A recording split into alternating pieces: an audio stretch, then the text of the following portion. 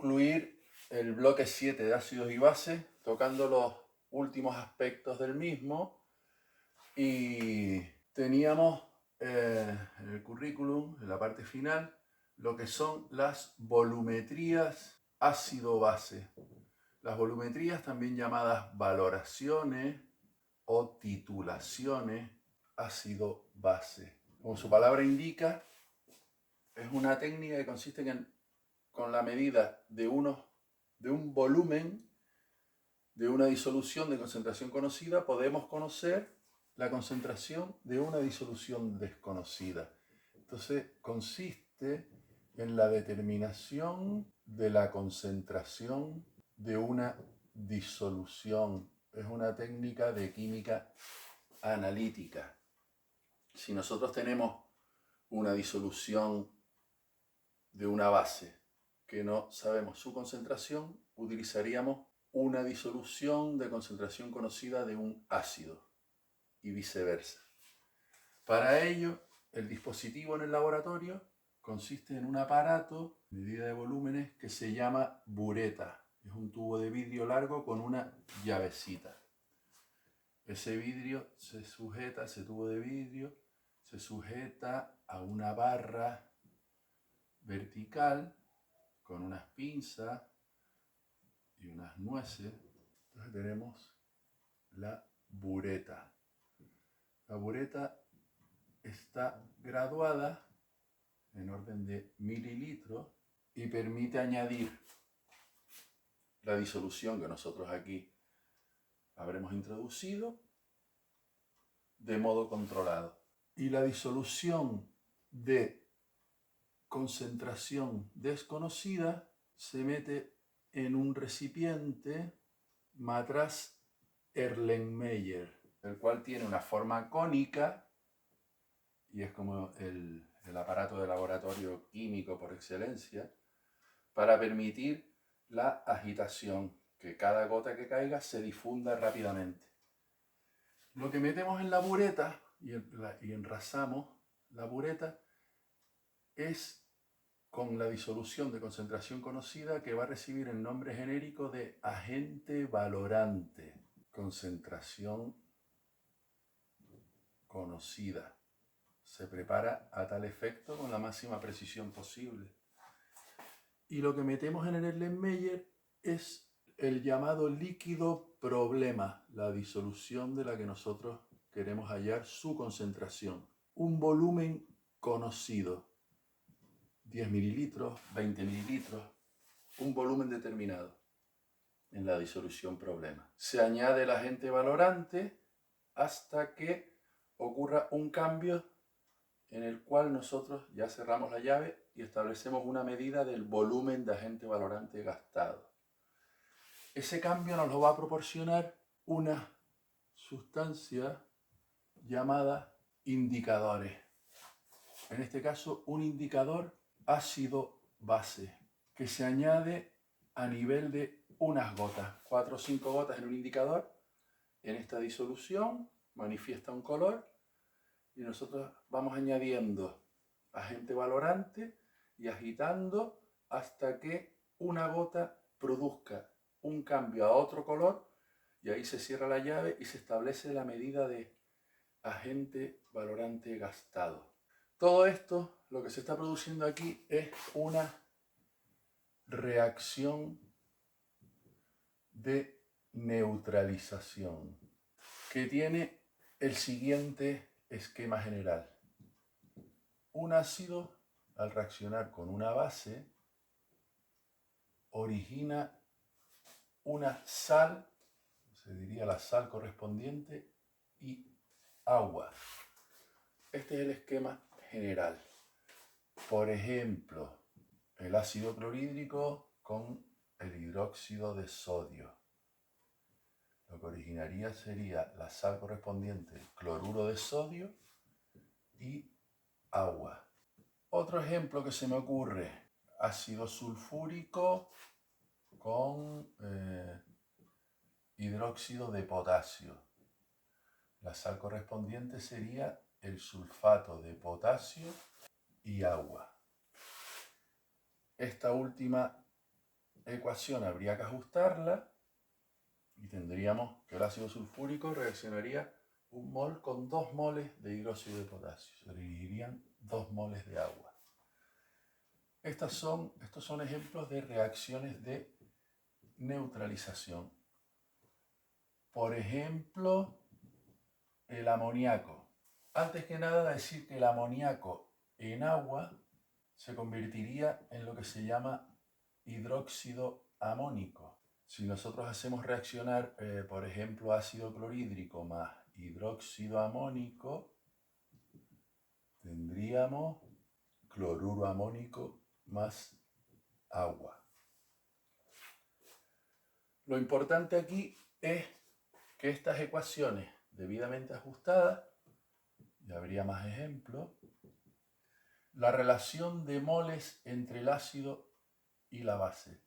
Aquí se diría que 1 mol de clorhídrico es capaz de neutralizar a 1 mol de hidróxido de sodio. Aquí 1 mol de ácido sulfúrico es capaz de neutralizar a 2 moles de hidróxido de potasio. Y aquí 1 mol de clorhídrico neutraliza a 1 mol de hidróxido amónico. Esta relación estequiométrica es clave para el procedimiento de la volumetría ácido-base.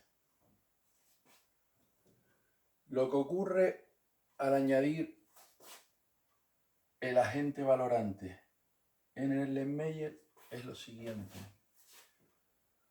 Si el agente valorante es un ácido, luego el líquido problema es una base, lo que ocurre es que en una gráfica de pH, aquí tendríamos el pH neutro, empezaríamos en el líquido problema con un pH mayor que 7, a medida que añadimos disminuye gradualmente un poquito hasta que se produce un descenso brusco y ya nos situamos en un pH ácido. Este punto de aquí es donde nosotros hemos cerrado la llave de la bureta. E igualmente, si el agente valorante es una base, es porque estamos determinando la concentración de una disolución de un ácido. Y lo que ocurre aquí es lo inverso. Empezamos con un pH ácido hasta que se produce un salto brusco y esta es la cantidad de agente valorante. Aquí podemos poner el volumen de agente valorante, es lo que está en el eje de ordenada, el volumen de agente valorante gastado. En estas cantidades se dice que se ha alcanzado el punto de equivalencia, donde se produce el viraje brusco de pH y por consiguiente el cambio de color en el indicador ácido-base. ¿Qué es un indicador ácido-base? Pues suelen ser ácidos orgánicos débiles. La fórmula genérica de un indicador sería así. Esto hace referencia a indicador y este es el protón que es susceptible de ceder. Y tendríamos este equilibrio ácido-base. Lo que ocurre con un indicador ácido-base es que cuando lo añadimos en una disolución con un determinado pH, según la especie que predomine, va a manifestar un color u otro. En este caso esto tiene un color, llamémoslo color A, y la forma básica tendría un color B. Ese es el cambio de color que manifiesta el indicador ácido-base cuando estamos haciendo la valoración, que se alcanza en este punto. El llamado punto de equivalencia, cuando se produce el viraje del indicador, el cambio de color. Ejemplos de indicadores: la fenolftaleína, naranja de metilo, el tornasol, el viraje que se produce es el siguiente, según el medio en el que estemos o su valor de pH. En el caso de la fenolftaleína, el viraje en medio ácido es incoloro y en medio básico es rosa intenso. El naranja de metilo, en la forma ácida, manifiesta un color rojo y en la forma básica un color amarillo. En el caso del tornasol, en medio básico experimenta o manifiesta un color rojo y en medio básico un color azul. Entonces el indicador nos permite saber cuándo se alcanza el punto de equivalencia, las cantidades estequiométricas y los posteriores cálculos. Ejemplo, valoración de una disolución de una base. Entonces utilizamos como agente valorante un ácido con una concentración conocida, una molaridad conocida. Nosotros hacemos este procedimiento con el indicador correspondiente hasta que se produzca el cambio de color y cerramos la llave. Y el proceso es que con el volumen gastado, agente valorante, en este caso del ácido, y con su molaridad, nosotros podemos enseguida calcular los moles de ácido que hemos gastado.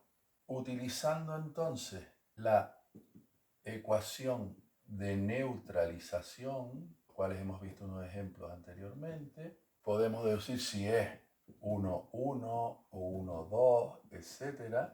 Nosotros podemos determinar los moles de base que han reaccionado. Con el volumen de líquido problema que hemos metido en el Erlenmeyer, podemos calcular la molaridad de esa base, la concentración que nosotros queríamos averiguar. Este sería el esquema de una volumetría ácido-base. Por último, para terminar la teoría de este tema, vamos a abordar el caso de hidrólisis de sales, del cual hay 4 casos diferenciados. Nosotros tenemos una sal, si la introducimos en agua, y aquí tenemos un medidor de pH, el cual se llamaría pHímetro. Ese pHímetro en principio estaría marcando un pH de 7. Si nosotros introducimos una sal, este pH puede no variar o experimentar variaciones en el sentido de aumentar o disminuir. Y esas cosas se pueden prever analizando los iones por los que está formado esa sal. Recordemos que una sal es un compuesto iónico formado por la unión de catión y anión. El primer caso de hidrólisis de sales se llama sal de ácido fuerte y base fuerte. Y el ejemplo de siempre es el cloruro de sodio. El cloruro de sodio está formado por la unión de los iones sodio-cloruro, de los cuales se determina su procedencia. El ion sodio se dice que proviene del hidróxido de sodio y el ion cloruro del ácido clorhídrico. Hemos dicho que el hidróxido de sodio en nuestro caso es una base fuerte y el ion cloruro es un ácido fuerte. Con lo cual quiere decir que el cloruro de sodio, al disolverse, origina los iones sodio y cloruro, y debido a que provienen de unas sustancias que son fuertes en su origen, el ion sodio se consideraría un ácido conjugado extremadamente débil, no operativo, que es incapaz de realizar reacción ácido-base con el agua, esto es la famosa hidrólisis, que la palabra hidrólisis quiere decir ruptura del agua. No efectúa hidrólisis, y el ion cloruro del mismo modo no efectúan hidrólisis, usando el razonamiento de los pares conjugados. Cuanto más fuerte sea la sustancia de la que procede, luego esta sustancia como pares conjugados están en el otro extremo, en la máxima debilidad. Entonces, el pH de la disolución correspondiente no se ve alterado, y el pH sería 7, un pH que se dice neutro. Si nosotros disolvemos cloruro de sodio en agua, esos iones permanecerán solvatados e inertes, y el pH del agua seguirá valiendo 7. Para entenderlo, vayamos a un caso intermedio. Segundo caso, sal de ácido fuerte y base débil. Un ejemplo podría ser el cloruro de amonio. El cloruro de amonio en agua, al disolverlo, se va a separar en iones amonio y en iones cloruro. Hemos dicho que el ion cloruro procede del ácido clorhídrico. El ion cloruro no efectúa hidrólisis, pero el ion amonio es el ácido conjugado del amoníaco, que es una base débil. Recuerden que el amoníaco experimenta este equilibrio. Este es el ion amonio, ácido conjugado de esta base. Y entonces el razonamiento, luego, el ion amonio es un ácido, y no diremos fuerte, sino vamos a emplear el término no débil. Tiene una fortaleza relativa, puesto que es una base débil. Este ácido conjugado no es tan débil. Si esto fuese una base fuerte, este ácido conjugado no tendría ninguna fortaleza como ácido. Luego, el ion amonio sí efectúa eso que se llama hidrólisis. ¿Y en qué consiste eso? Que nosotros al verter cloruro de amonio, los iones cloruros son inertes, pero los iones amonios son susceptibles de interactuar con el agua como ácidos no débiles que son, y efectuar este equilibrio ácido-base. Ceden un protón al agua, se quedan como amoníaco, y se empieza a aumentar en la disolución, a elevarse la concentración de iones hidróneos. El razonamiento de esto es: aumenta la concentración de iones hidróneos. Luego, el pH, que está definido como el menos logaritmo de esa concentración, disminuye.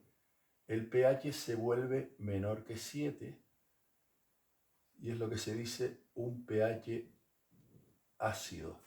Entonces, en la disolución de una sal de este tipo, el pH se puede prever que acabará resultando ácido, porque el catión proviene de una base débil y ese ácido conjugado puede interactuar con el agua. El tercer caso también es un caso intermedio, y podríamos decir que una sal formada por un ácido débil y una base fuerte. Por ejemplo, acetato de sodio. El acetato de sodio, al disolverse en agua, se va a separar en iones sodio y en iones acetato. Este ion sodio, como decíamos, proviene del hidróxido de sodio y no efectúa hidrólisis. Pero este ion acetato sería la base conjugada del ácido acético. El ácido acético es un ácido débil. El ácido acético experimentaba este equilibrio de disociación, por lo tanto, esto es una base no débil. Quiere decir que el ion acetato sí puede reaccionar con el agua, sí efectúa hidrólisis. El ion acetato, al verse en el agua, parte de los iones acetato pueden captar un protón del agua y originar este equilibrio. Las consecuencias de esto, ¿cuáles son? Aumenta la concentración de iones hidróxido en el medio. De 10 a la menos 7 molar, que era en agua pura, al añadir la sal, el acetato de sodio, aumenta la concentración de iones hidróxido. Como consecuencia, como esas concentraciones están ligadas, disminuye la concentración de iones hidronio, porque su producto siempre tiene que dar el producto iónico del agua, 10 a la menos 14, y como consecuencia aumenta el pH. Luego se obtendría un pH mayor que 7, que sería un pH alcalino o básico, en este caso, en el tercer caso de la hidrólisis de sales.